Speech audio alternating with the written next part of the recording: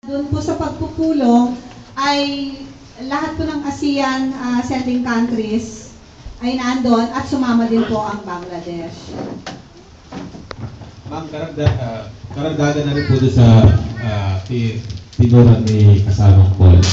Kasi nakalagay din doon sa paniniwala ko doon sa batas na sa 200, sa nabanggit doon sa batas, 278 foreign workers ang nakalagay doon. Sinasabi kalahati daw ay hindi nagpa-release. Kaya yung idinagdag doon sa batas, yung binigyan lang yung hindi nagpa-release. Pero kung susumahin natin yung 278 na yun, malinaw na hindi totoo na kalahati lang ang nagpa-release. Baka doon sa 278,000 na yun, ang mga nagpa-release, baka halos lahat, mga siguro mayorya doon sa mga EPS dito nagpa-release. Kaya yung sinasabi ng congressman o yung inilabas na batas na para hindi lumobo yung pababalikin na EPS, kaya nilimitahan nila yung hindi nagpa-release lang ang pababalikin. So, kung hindi nagpa-release ang pababalikin, karamihan dyan, doon sa 278 foreign workers, siguro yung mga babalik dyan sa aming basa, siguro kung sa 278,000 baka 8,000 lang yung mga hindi nagpa-release. Hindi totoo siguro yung datos na kalahati ng 278,000 nagpa-release. So, ang panawagan lang dyan, ang malinaw na isinasabi nung sa batas para mabawasan ang paglobo ng mga TNT. So, kung lilimitahin mo pa rin yung pagbibigay mo ng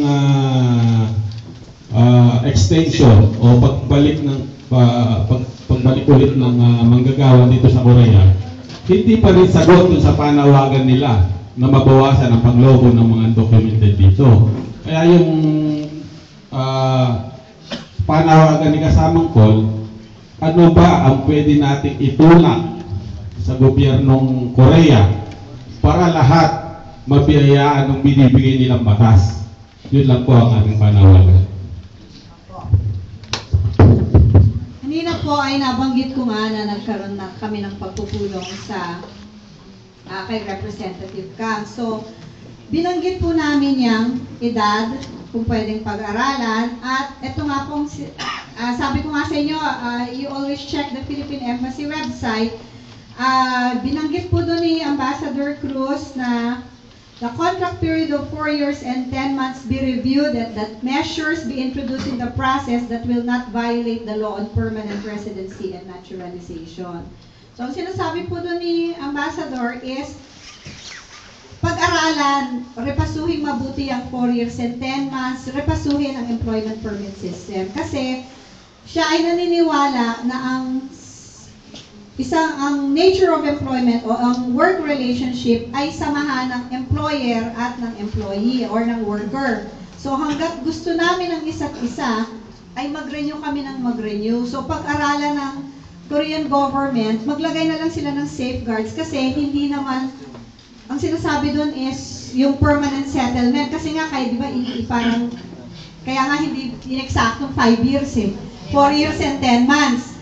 So, ang sinasabi nga ni Ambassador, pag-aralan nyo yan, na i-renew na lang, i-renew ang kontrata. Tapos, maglagay ng safeguard or ng measures para hindi kasama ang foreign worker dun sa sinasabi nyo mako-cover or magiging eligible for permanent residency or naturalization. So, kaya nga po, yan ay lagi sinasabi nga namin, lagi namin linalagay sa website kung ano yung mga pagpupulong o ano mga position paper na ginagawa ng embahada. Ma'am, karagdagan. Yung po yung posisyon ng ambassador. Ang inaano ko po, sa ngayon, kaming mga matatapos na walang extension, pwede ba tayong gumawa ng paraan? Kung halimbawa ay mag-signature campaign ulit, ilabas natin ulit sa, ipadala ulit natin sa gobyerno, at pati mga sadyang names kung kailangan papirmahin ulit. para mabigyan lahat ng ano yung matatapos ng February hanggang July. Para makagawa tayo ng paraan para mabigyan ulit sila ng pagkakataon na makabalik. Kasi kung ang batayan ninyo ay yung minungkahi ni Ambassador, hihintayin pa namin nyo kung kailan. Pero kung siguro, kung ngayon pa lang, gagawa na tayo ng paraan, kung mag-submit tayo ng petition letter ulit, signature campaign, para may paabot yung sentimento ng mga matatapos na hindi masasakop sa batas. Maraming po salamat. Gusto ko sagutin yung sa mungkahi mo. Magandang idea yon kasi ginawa na rin naman natin nung ilang taon na at binigay namin yon sa Ministry of Justice. Pero hindi lang siguro sa Ministry of Justice kasi alam nyo katulad sa atin, ang batas ay nanggagaling sa Kongreso.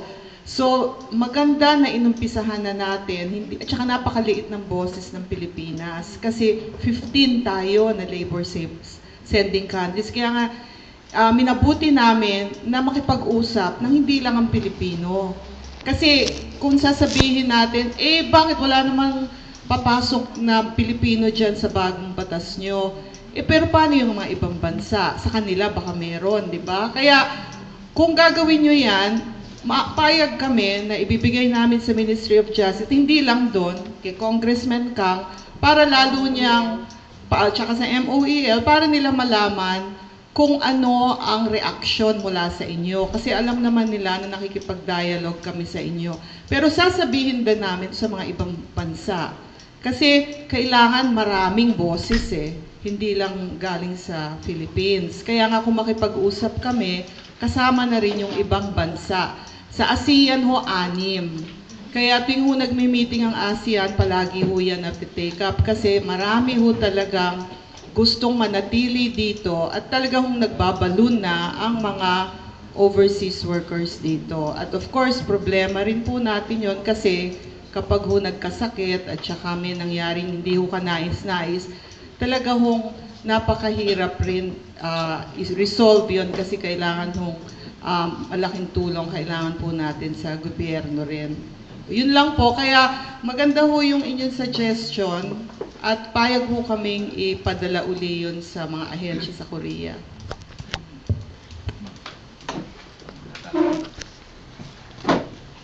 Magandang tanghali po sa inyo lahat. Ako po si Ronaldo Magtibay, kilala po sa pangalan Kuya Aldo naman. Ito pong katanungan kung ito ay naitanong po na rin sa inyo noon nung tayo mag-meeting sa Hewadong, pero wala po akong nadinig na sapat na kasagutan ng mga panahon ngayon. Ang ating pong focus ngayon ay puro nasa mga EPS. Paano po yung mga katulad naman namin ng mga illegal? Ano po ang ginagawa ninyo o nagiging rekomendasyon ninyo sa ating gobyerno para maiparating naman sa gobyerno ng Korea para sa mga katulad naming mga TNT? Ano po ang inyong naibigay na rekomendasyon na para magkamaro naman ng sapat na legalisasyon o kung hindi man legalisasyon, kung yung halimbawang mahuli o mapadeport ay baka naman sakaling mapabalik uli. At ang pangangailangan ng EPS ay pangangailangan din ng mga TNT at nating lahat. Marami pong salamat at magandang tanghali.